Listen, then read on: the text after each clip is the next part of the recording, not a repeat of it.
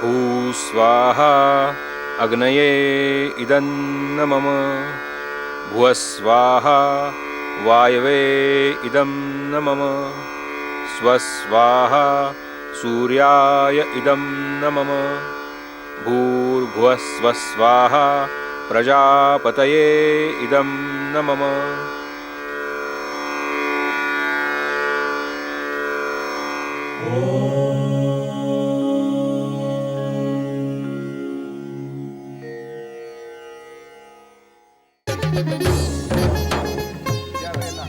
उस वक्त उनका मुकाम इसी राम मंदिर में था। यही उनकी और श्री जी की भेंट हुई। तब पूरे विश्व में चल रहे अग्निहोत्र प्रचार प्रसार की जानकारी उन्हें दी गई। स्वामी जी ने हर्ष व्यक्त किया। श्री जी ने वेदों को अभिप्रेत विशुद्ध यज्ञ संस्था का पुनरुज्जीवन किया। यज्ञीय अग्नि उन्हें प्राण प्रिय था। मानव कल्याण के लिए जिस विधि को उन्होंने यह आवश्यक कर्तव्य माना, नित्य सूर्योदय सूर्यास्त के समय आचरण किए जाने वाले अग्निहोत्र विधि के जनक के रूप में उन्हें पूरे विश्व में पहचाना जाता है। श्री जी द्वारा कथित अग्निहोत्र विधि सीधी, आसान और सहज आचरणीय है। प्रकृति के चक्र का संतुलन, सुख समृद्धि, शांति और मानसिक तथा शारीरिक स्वास्थ्य के लिए अग्निहोत्र आचरण आवश्यक ही नहीं, बल्कि वेदों ने तो इसे आवश्यक कर्तव्य माना है। नित्य स्थानीय सूर्योदय एवं सूर्यास्त के समय तांबे या मिट्टी के पिरामिड नुमा आकार के पात्र में गोमय के उपलों से अग्नि निर्माण किया जाता है। उसमें 2-2 चुटकी अखंड चावल को गाय के घी की बूंदें लगाकर आहुति दी जाती है। आहुति चढ़ाते समय संस्कृत भाषा में 2-2 सरल मंत्र पढ़े जाते हैं। अग्नये स्वाहा अग्नये इदं मम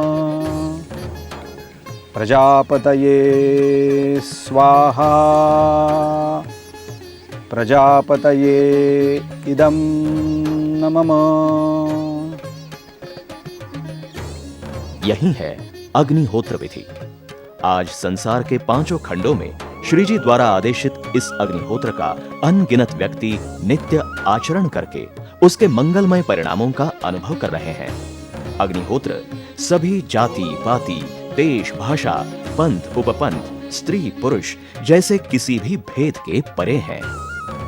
अग्निहोत्राच्या महत्तेबद्दल अग्निहोत्र के महत्व का प्रतिपादन करते हुए श्री जी ने कहा है, सृष्टि के प्रारंभ से ही प्रस्थापित हुआ और अखिल मानव मात्र का कल्याण करने वाला एकमात्र मार्ग पंच साधन मार्ग, जो यज्ञ, दान, तप, कर्म और स्वाध्याय के 5 तत्वों से युक्त है, और यह अशेष जीवों की मुक्ति का राजमार्ग है।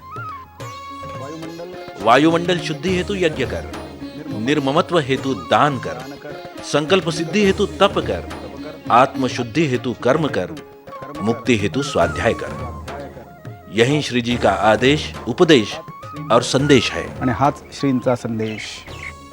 इसी पुण्य भूमि में एकमेवा द्वितीय ऐसा सोमयाग श्री जी ने संपन्न करवाया था। सोमयाग के बाद स्वामी शिवानंद महाराज श्री के समाधि मंदिर का काम हाथ में लिया गया।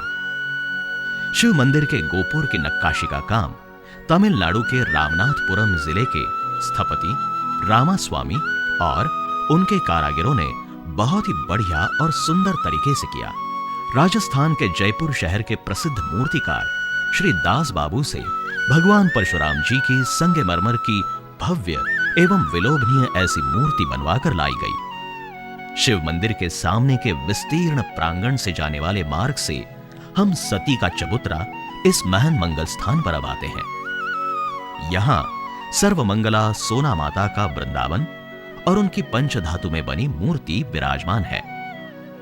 इसके पूर्व की ओर सोमयाग की स्मृति में त्रेताग्नि के 3 कुंड और वेदी दिखाई देती हैं। वेदी की दक्षिण में शतघ्नि यानी तोप रखी हुई है। पूर्व की तरफ धर्म स्तंभ विराजमान है। कई मील दूर से भी इस धर्म स्तंभ का सहज दर्शन होता है। इसके षटकोनी नीचे वाले भाग में श्री जी का शुभ संदेश व धर्मादेश, सप्तश्लोकी तथा अन्य उपदेश पर शिलालेख स्वर्ण अक्षरों में लिखे हुए हैं। धर्म स्तंभ के पूर्व में ऊंचे चबूतरे पर भगवान परशुराम जी की पादुकाएं स्थापित की हैं। आगे होम धेनु का मंदिर है। गोमाता से सहजता से मिलने वाला दूध, घी व गोमय आदि सभी गव्य पदार्थों का यज्ञीय अग्नि में हवन होता है। इसलिए शिवपुरी में शिवानंद योगेंद्र जी के नाम की एक गौशाला चलाई जाती है। शिवपुरी के परिसर में अब औषधि वृक्ष, वनस्पति और यज्ञीय वृक्षों का कृषि कर्म किया जाता है।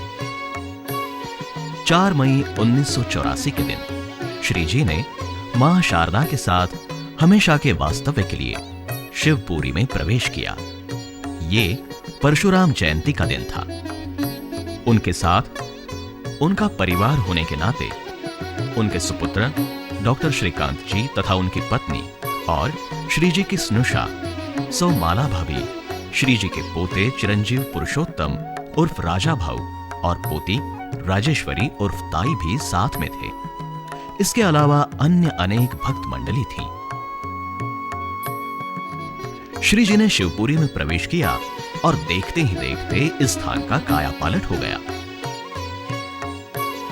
श्री जी के भक्त और अनुयायी बड़ी संख्या में अब यहां आने लगे। इन सब की व्यवस्था के लिए 11 अक्टूबर 1984 के दिन शिव क्षेत्रम न्यास की स्थापना की गई। इसी दौरान श्री जी ने अपने कुछ चुनिंदा नजदीकी अनुयायी जनों को कुछ खत लिखे थे। इन खतों द्वारा श्री जी का तत्वज्ञान, उनकी दी हुई शिक्षा तथा विचार प्रणाली अधिक उजागर होती है। निकटवर्तीयांना लिहिलेल्या पत्रातून श्रीजी सांगू लागले, इसी दौरान श्री जी ने अपने निकटवर्तियों को पत्रों द्वारा बताया कि वेद अपौरुषेय परमात्मा के निश्वासित है, ईश्वर प्रणीत है। विश्व की उत्पत्ति, स्थिति और लय का स्पष्ट विवेचन सिर्फ वेदों में ही मिल सकता है। कालांतर से वेद प्रतिपादित सत्य सनातन धर्म, यही एकमात्र धर्म पृथ्वी तल पर प्रचलित रहने वाला है, जो सभी धर्म मतों का मूल है। सभी धर्म मतों का आधार मात्र श्रुति ही है। अतः वेद विरोधी सभी मत त्याज्य है।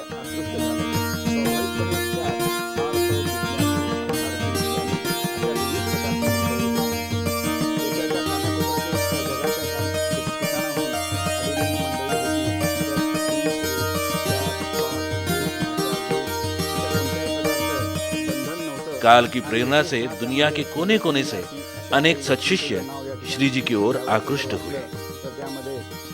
इनमें गोवा से आए अग्निहोत्री सखा हरियाप्टे, भगवान परशुराम जी का चरित्र लेखन करने वाले श्री बाबूराव जी पारखे, वैसे ही देश के चारों कोनों में जाकर सत्य धर्म का संदेश देने वाले महानुभाव श्री माधव जी पोद्दार थे। उसी प्रकार पूरी दुनिया में अग्निहोत्र प्रचार प्रसार करने वाले श्री वसंतराव जी परांजपे में थे। इस सूची में योग मार्ग का निष्ठा से अनुष्ठान करने वाले श्री तात्या नरकुंदकर जी का भी उल्लेख जरूर करना होगा। अशा प्रकारची विविध मंडळी ही श्रीचरणी आकृष्ट झाली। अपना अवतार कार्य पूर्ण हुआ तो अब यह भौतिक शरीर त्याग करने का समय आ गया है, इसकी श्री जी को पूर्ण कल्पना थी। आखिरी रात्रि को श्री जी इसी शयन कक्ष में मनोहर जी पोद्दार से लेख सुन रहे थे। मनोहर जी को चेतना युक्त अनुभूति हुई कि बगल के दरवाजे में शुभ्र वस्त्रधारी व्यक्ति खड़ी है। लेख पढ़कर पूरा होने पर श्री जी ने वैश्वानर अवतार का 3 बार अर्थपूर्ण उच्चार किया। आखिरी क्षण पर श्री जी के कहने पर प्राणलाल ने सहारा देकर उन्हें बिठाया। श्री जी सुखासन में बैठे और योग मार्ग से उन्होंने देह त्याग किया। आणि त्यांनी योग मार्गाने देह त्याग केला। श्री जी के महानिर्वाण के बाद जिसे जैसी खबर मिली वैसे ही वो अक्कलकोट पहुंचा। आखिरी अंत यात्रा शिवपुरी की ओर निकली। शिवपुरी में अंतिम विश्रांति के लिए श्री जी का देह औदुंबर वृक्ष के नीचे रखा गया। पूर्व नियोजित स्थल पर चंदन की लकड़ी के साथ यज्ञीय वृक्षों की काष्ठ चिता रची गई थी। रात्रि में 8:23 पर श्री जी के ज्येष्ठ सुपुत्र श्रीकांत जी ने अंतिम अग्नि प्रज्वलित किया। अंत्येष्टि के तीसरे दिन भक्तों को एक विलक्षण दर्शन हुआ।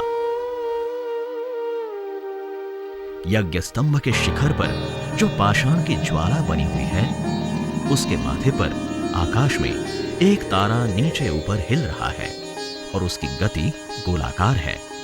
श्री जी के निर्वाण के बाद मां शारदा ने भी अन्न जल का त्याग किया।